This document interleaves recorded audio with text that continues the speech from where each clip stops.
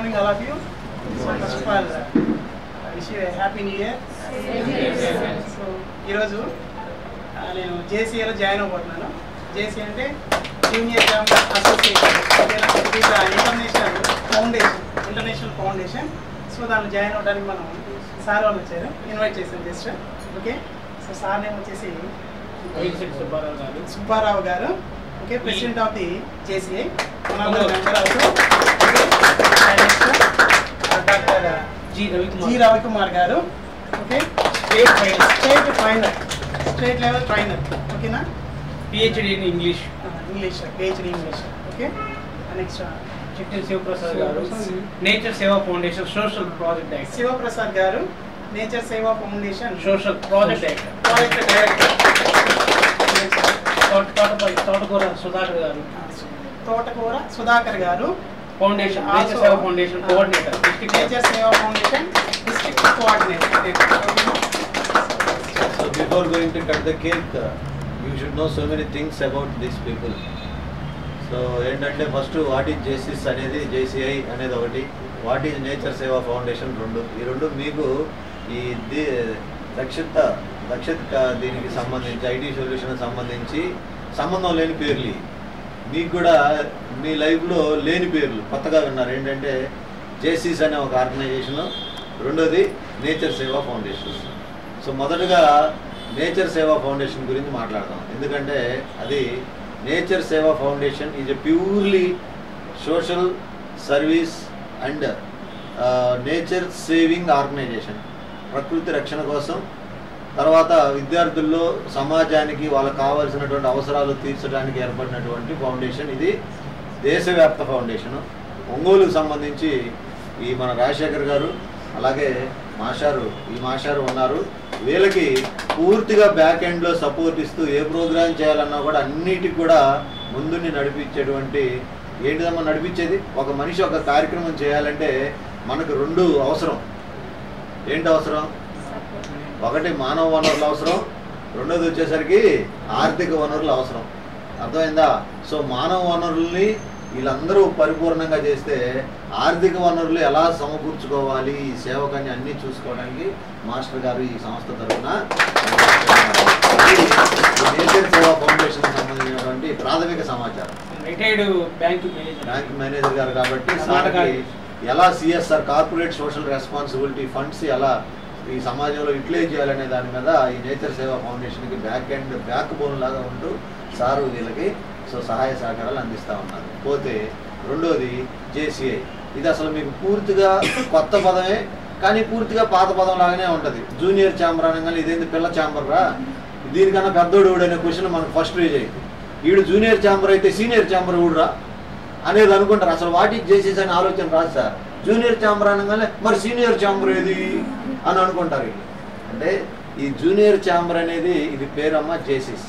ఇది 1906లో young men's progressive association అని యూత్ని డెవలప్ చేయడానికి 1906లో స్టార్ట్ చేశారు. దాని క్రమేపీ ఆ యంగ్ మెన్స్ ప్రోగ్రెసివ్ క్లబ్ ఇదంతా తీసేసి జూనియర్ ఛాంబర్ ఇంటర్నేషనల్ అని పెట్టారు. దీని యొక్క first motto training, second motto training, third motto training. దీని అంటే ట్రైనింగ్. ఎవరికి ట్రైనింగు? మీలాంటి యూత్కి ట్రైనింగ్. అంటే ట్రైనింగ్ ఎందుకంటే ఎలా బతకాలి, ఈ సమాజంలో మనం ఎలా జీవించాలి, సో కమ్యూనికేషన్ ఎలా డెవలప్ చేసుకోవాలి, లీడర్షిప్ క్వాలిటీస్ ఎలా డెవలప్ చేసుకోవాలి అని మీకు డిగ్రీలో సాధారణంగా మీ అందరు డిగ్రీ పిల్లలు అయి ఉంటారు. ఏదో కమ్యూనికేషన్ స్కిల్స్ అని ఒక పుస్తకం ఉంటుంది, మీరు అది చెప్పరు, మీరు వినరు, అది పక్కన పెట్టేస్తారు, ఎగ్జామ్ రాస్తారు, పాస్ అయిపోతారు. మళ్ళీ పాస్ అవుతారు సార్, 90% వస్తుంది. కమ్యూనికేషన్ స్కిల్స్ అంటే వీళ్ళకి సరిగా అవగాహన ఉండదు. అలాంటి కమ్యూనికేషన్ స్కిల్స్ మీద పిల్లల్ని డెవలప్ చేయడానికి పెట్టిన ఆర్గనైజేషనే జేసీస్. సో మీకు అందరికి మంచి ఉద్యోగాలు వచ్చాక దక్షిణలో కంప్యూటర్ నేర్చుకుంటారు, అందరూ సివిల్ ప్రోగ్రామింగ్ కోడింగ్ రాస్తున్నారు, సక్సెస్ఫుల్గా కంప్లీట్ చేస్తున్నారు మాస్టర్. ఇప్పటికే కొంత ఎక్స్టెన్షన్ ప్లానింగ్ కూడా చేస్తున్నట్టు ఉన్నారు. ఇంకా ఎంతెంత ఇవ్వడం అన్నట్టు ఇంకా ఈ ఐటీ సొల్యూషన్స్కి మంచి పేరు రావాలంటే మీరు అందరూ కూడా మంచి ఉద్యోగాలు వచ్చేది. అలాంటి చోటకి వెళ్ళాము మేము కాలేజీతో పాటు, అది కూడా మాకు ఉపయోగపడిందని మీరు నలుగురికి చెప్పినప్పుడు ఉద్యోగాలు సాధించి సార్ కూడా బాగా ఫ్లరిష్ అవుతారు. సో అందరూ మంచి ఉద్యోగాలు సాధించాలని మనస్ఫూర్తిగా కోరుకుంటూ ఈరోజు మా జేసీస్కి మీ సార్కి మనస్ఫూర్తిగా మా ప్రెసిడెంట్ గారు సుబ్బారావు గారికి వారికి స్వాగతం పలకవలసిందిగా తెలియజేస్తూ సెలవు. సార్ మన ప్రోగ్రాంలో కలిసాం సార్ని. Sir Dakshit sir IT solutions అని చెప్తే పక్కనే ఉండి కూడా ఇది కాలేదు, తను సేవ చేయాలి జేసీసీ ప్లస్ ఇన్స్టిట్యూట్లో మీ పిల్లలకి మంచి భవిష్యత్తు నేర్పాలని ఇన్స్టిట్యూట్ పెట్టారు సార్. మీరు బాగా నేర్చుకొని మంచి జాబ్ రావాలని కోరుకుంటున్నాము. అలాగే జేసీసీలో ట్రైనింగ్ ప్రోగ్రామ్స్ ఉంటాయమ్మా, మీరందరూ అటెండ్ అవ్వచ్చు, సార్ ద్వారా రావచ్చు, ఇబ్బంది లేదు. మంచి సార్ ద్వారా అంటే వీళ్ళు హోస్ట్ ఇస్తే మనం ట్రైనర్ని ఇక్కడికే తెచ్చి మేము ప్రోగ్రామ్ చేస్తాము. మంచి స్కిల్స్ వస్తాయమ్మా, మనకి ఎలా ఉండాలనేది నడవడికి వస్తుంది. అది సార్ ఇవాళ చేరినందుకు నేను స్వాగతిస్తున్నాను, చాలా సంతోషం. బ్యాంకింగ్ రంగంలో మంచి అనుభవం. బ్యాంక్లో పనిచేస్తానమ్మా, హెల్త్ వాళ్ళే రియాస్ పెట్టాను, కొత్త కాబట్టి రికవర్ అవుతున్నాను. Wish happy new year, all the best.